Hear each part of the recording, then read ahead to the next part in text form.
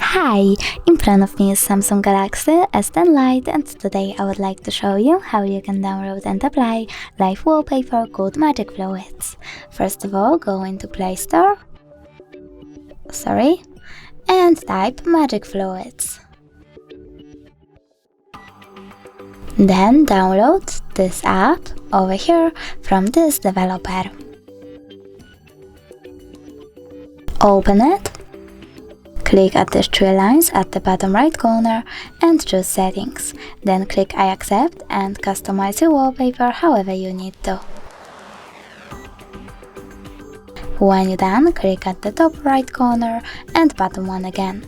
This time choose Set as Live Wallpaper, click on Set Wallpaper and decide if you want to see it on home screen or home screen and lock screen by clicking on one of the options.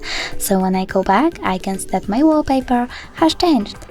Thanks so much for watching. If you enjoyed this video, don't forget to leave a like, comment and subscribe. Bye!